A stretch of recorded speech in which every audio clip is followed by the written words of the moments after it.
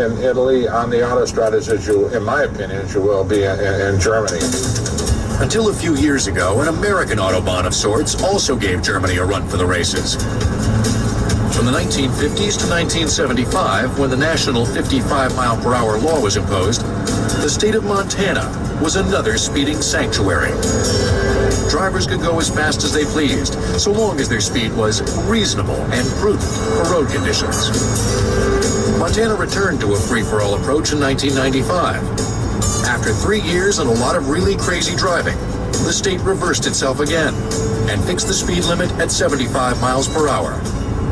Ironically, one of the reasons was that Germans were coming from Germany to Montana to enjoy the total lack of speed limits and long distances that increased congestion had made harder to find in Germany. Germany's Autobahn, of course, is more than a matter of speed signs, and it's doubtful that Americans are willing to do what it takes to make one work.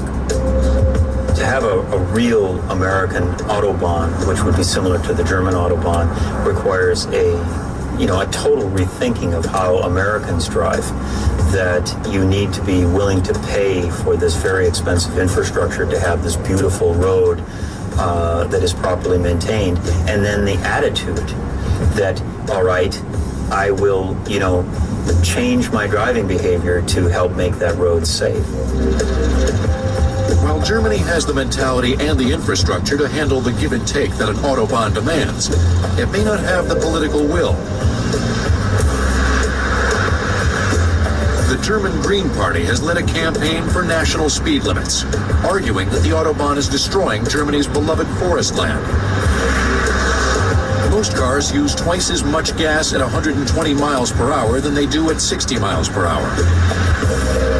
It's a very, interesting cultural struggle, because there are these two mystiques in Germany. There is, the Autobahn and the ability to cut loose and drive as fast as you want, and then there's also the tremendous love and mystical quality of, the Black Forest. And really, many people thought that a speed limit would be imposed, and they felt that the only reason it might ever happen is because people loved the forest more than they loved the fast driving on the Autobahn. As traffic increases, as Germany becomes more integrated with the rest of Europe through the road system, then the Autobahns are bound to slow down. And this grand vision of the past will become something like a nostalgic ideal. We're likely to see the Autobahns become in many ways much more like the interstates. So that guy in his S-Class Mercedes beaming down on the guy in front of him may have no choice. There may be nowhere for the fellow to move over it. And yet, it's hard to imagine Germany giving up one of its most distinctive features, a tiny sphere of outrageous abandon in a society and culture that is otherwise notoriously constrained. Free roads for free citizens is the rallying cry of the Autobahn speed lobby, which in Germany has the passion and deep funding of the gun lobby in the U.S. I think the fast drivers of Germany will ultimately prevail. They have made a very safe road that is very fast, very well maintained, and it does have this cultural mystique about it. I think the average German would be very sad the day that a bona fide speed limit is enforced on the Autobahn. It would be a real loss of their cultural identity. And of the fantasy identity of armchair speedsters all over the world, who have no other freeway on which they can find out just how far the speedometer will go.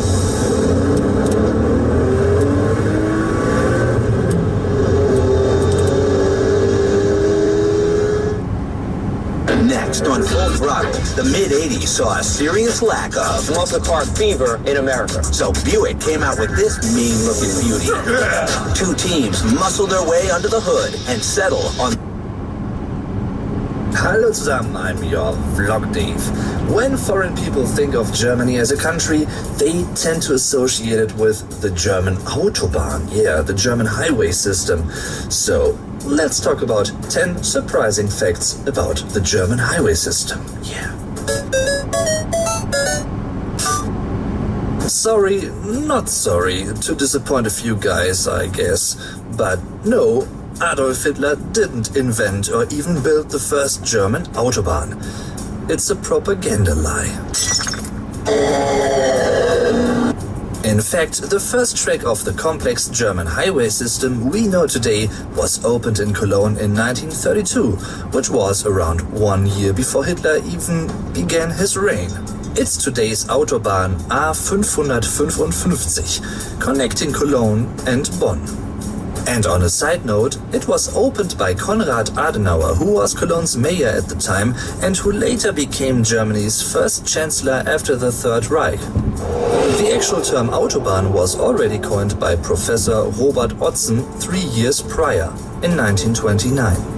Before this, people referred to a little single-segment road, predecessors of the Autobahn if you like. Only motorized vehicles were allowed to drive on as die nur Automobilstraße, the only automobile street. Germany's highway system is one of the longest and most complex international highway systems. Whereas in 1949 its total length was 2,100 kilometers, it's around 13,000 kilometers long at the moment.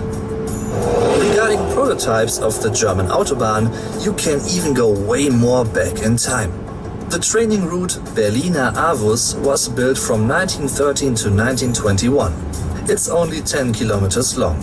It was designed for testing fast motorized vehicles. One misconception many foreign people have regarding the German Autobahn is that there's no speed limit. Yes, it's true that there's no general speed limit for the German Autobahn. But no, there are actually quite a lot of sections on different German Autobahnen where you're only allowed to drive at a maximum allowed speed, for instance up to 130 kilometers per hour. You can rest at over 700 so-called Rastplätze, der Rastplatz, the lay-by or rest area. The German Autobahn section with the most steady traffic is a part of the A100 in Berlin, with over 186,000 cars per day. Wow! Although you might not assume it at first, the German Autobahn is in fact a safer place for driving than rural roads are regarding deaths. Statistics say that around 60% of all deaths that are occurring while driving in Germany are happening on rural roads rather than on the German Autobahn. The Autobahn is only responsible for around 12% of all those deaths. At the moment, there is only one Autobahn section that prohibits trucks from driving there. It's a part of the A1 near Cologne that runs over a bridge section. The reason for this is the bad condition of this part of the Autobahn, so only trucks with a maximum weight of 3.5 tons are allowed to pass the bridge. And number 10, relating to this, many parts of the German Autobahn system are under construction, quite often. Well, it's not the same parts all the time, but you know. Often this only affects one lane, but sometimes a whole part of the Autobahn is blocked for a certain period of time. However, the regularly happening maintenance for many different parts of the Autobahn as a whole also leads to a comparatively safe place for driving. Around every 15 years or so, the respective upper parts of the tarmac, der Asphalt, are being renewed. Alright guys, those were 10 more or less surprising facts about the German Autobahn.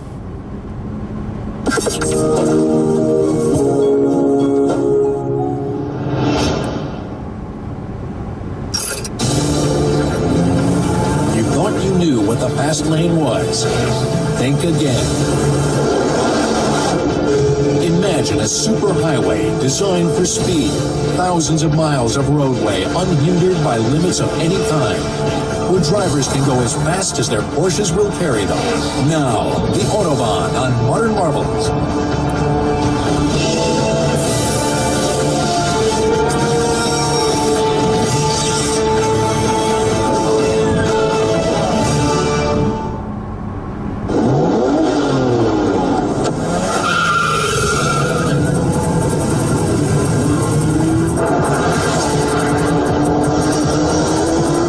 Speed. It's dangerous, exhilarating, intoxicating, and illegal beyond clearly set limits that are posted on every major highway in the world. Except one.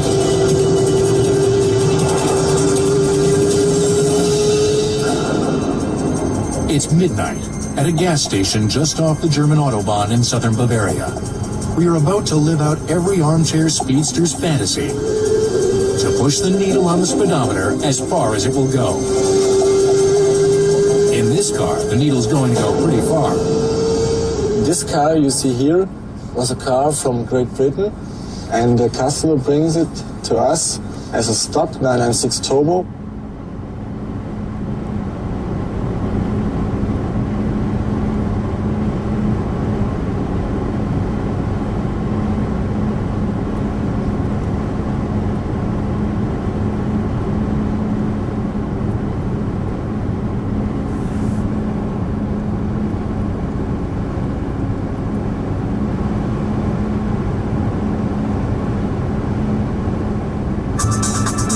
This is the fastest road in the world.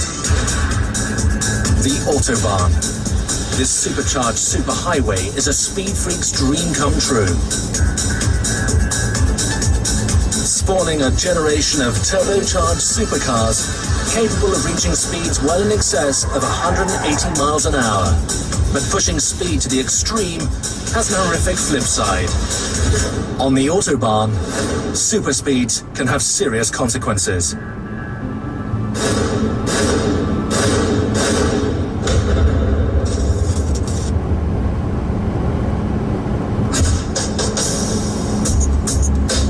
The Autobahn is the pinnacle of the German driving experience. 7,500 miles of smooth, sweeping tarmac crossing the entire length of Germany. North to south, east to west. This modern three-lane superhighway is every car enthusiast's dream. Its name is known the world over. Its devoted followers will cross continents for the chance to conquer it.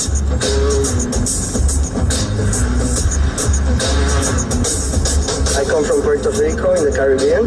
I came from Tampa, Florida. The Autobahn is special. It is.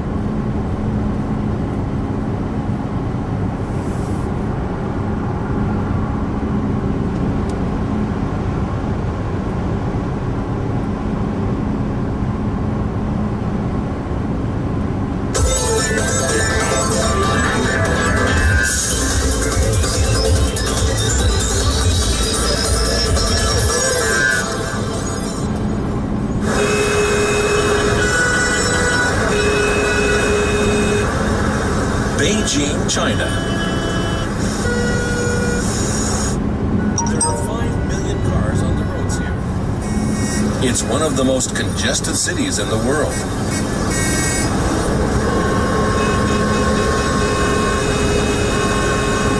Traffic conditions have become so bad that they threaten urban functions.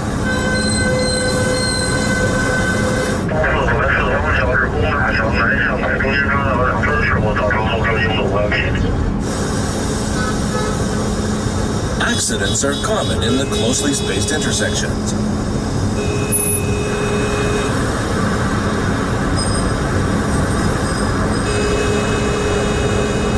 They make bad traffic conditions even worse.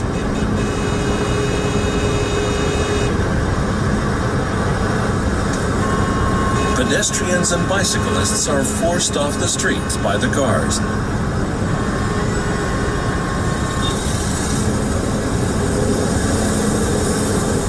Heated arguments result.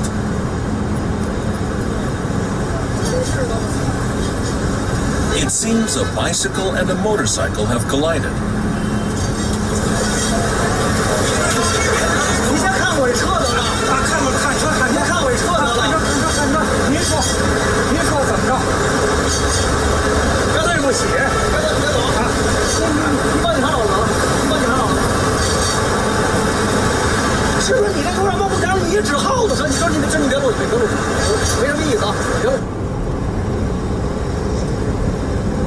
The increased number of cars on the road has adversely affected people's health.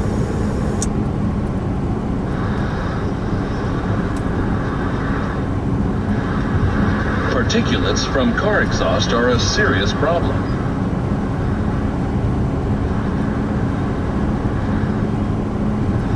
Measurements near a main road in Beijing show particulate concentrations more than 5 times higher than those found in Tokyo. They can be harmful to human health if inhaled over an extended period of time. 大家伙儿这空气污染了，全都肺上有毛病了，然后医药费就上去了，国家负担更重了，是不是？这样更不好。我们现在想骑自行车，但是又没有合适的路可以骑。骑自行车，你看这车开那么快，没有专门的道路，很危险。What countermeasures can be taken to improve the situation? This municipal bureau monitors Beijing's traffic conditions 24 hours a day. The most important component of Beijing's road system are the 4 major ring roads that encircle the city. The outermost 5th ring road is 100 kilometers long. The monitors show traffic congestion in red, in real time.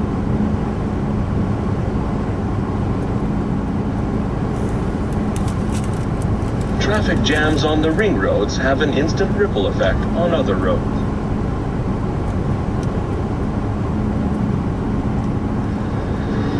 The municipal government is building new arterial roads, including a 200-kilometer expressway scheduled to open by 2015.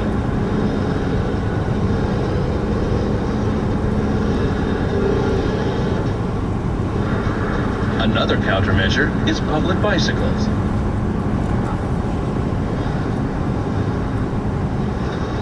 Bicycles are placed at various locations in the city in an attempt to reduce the number of cars being driven.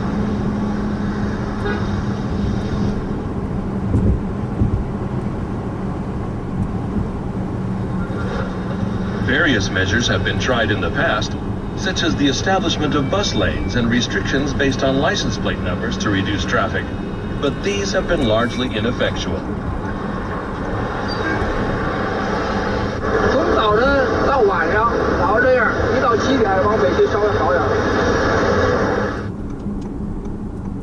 What's at the heart of the worst traffic congestion in the world? How do people feel about it and live with it?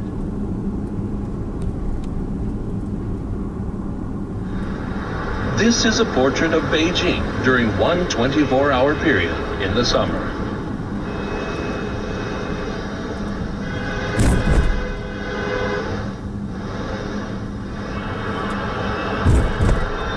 It's 6:30 in the morning. Commuters from the suburbs begin driving into the city on the arterial roads.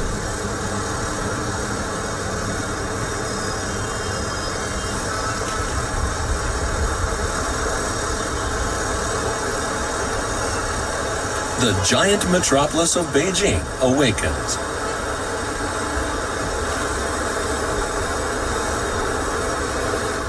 Average speed during the morning rush is about 10 kilometers per hour. We focus in on a taxi driver.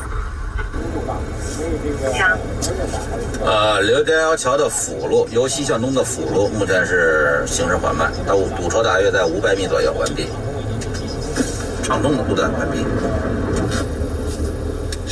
南好东三五呼叫。Cui Jiehua has been a taxi driver for 15 years. He reports on traffic conditions to a local radio station. Taxi drivers operating in the city provide information that's used in radio traffic reports. 再为您插播一下刚刚收到的路况。京通快速路高碑店桥到四惠桥东向西的方向，目前的车行缓慢。我们这个就跟大家问，今天是什么车号限行啊？今天的限行尾号是4和9，提醒您呢一定要遵照执行。对，如果说不是硬性给的呀，就是让每个家庭去自个儿去挑车牌的话，很少有挑尾号4的。所以说这一天呢，限行的车辆就比较那什么多少一点，道路容易堵一点。